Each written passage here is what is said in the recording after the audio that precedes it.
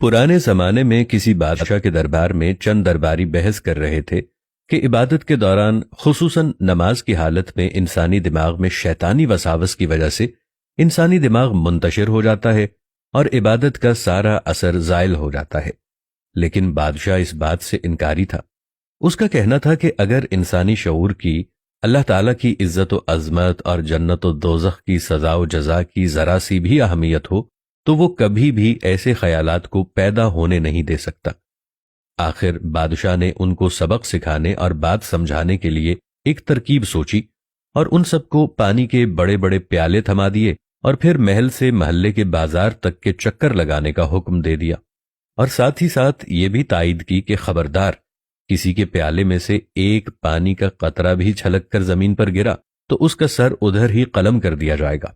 اور تم میں سے جو بھی اس کام کو کامیابی سے سر انجام دے گا اس کو بیش بہا قیمتی تحائف دیے جائیں گے۔ بادشاہ کا حکم پاتے ہی وہ بحث کرنے والے درباری اپنا اپنا پیالہ ہاتھ میں تھام کر بازار کا چکر لگانے کے لیے محل سے نکل پڑے، اور ان کے ساتھ ساتھ بادشاہ کے حکم سے ایک جلاد بھی ہو لیا کہ اگر کسی کے پیالے سے ایک قطرہ پانی بھی گر پڑے تو اسے قتل کر کے اس کا کام ادھر ہی تمام کر دیا جائے۔ لیکن ان تمام درباریوں کے لیے حیرت کا کوئی ٹھکانہ نہ تھا کہ وہ تمام درباری اپنی منزل تک ایک پانی کا قطرہ گرائے بغیر عافیت کے ساتھ پہنچ چکے تھے۔ بادشاہ نے ایک ایک کر کے تمام درباریوں سے بازار اور اس کے ارد گرد موجود چیزوں کے بارے میں پوچھا تو ہر ایک بولا کہ حضور سر قلم ہونے کا ڈر تھا اور انعام پانے کی چاہ رہی، بس اسی لیے ہمارا دھیان کسی دوسری طرف نہیں بھٹک سکا۔ پھر بادشاہ نے کہا، اچھا چلو ٹھیک ہے،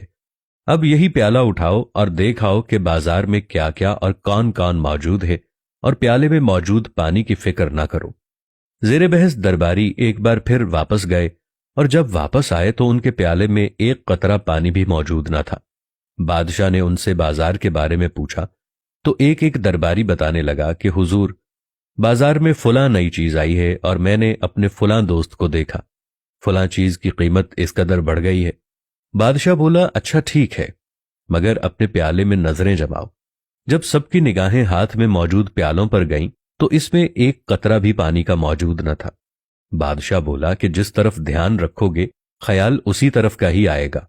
اگر تم پوری دل جمعی سے عبادت کرو، اپنی سوچ کا مرکز صرف خدا تعالیٰ کو رکھو، تو کسی دوسری شے کا خیال ہی تمہارے دل میں نہیں آئے گا۔ معزز ناظرین کرام، اگر ہمارے دل میں بھی اللہ تعالیٰ کا خوف ہو، جہنم کا ڈر ہو اور جنت کی چاہ ہو تو کچھ بھی ناممکن نہیں کہ ہم بھی اپنی عبادات کو ارد گرد کی سوچوں اور شیطانی وساوس سے پاک رکھ سکیں۔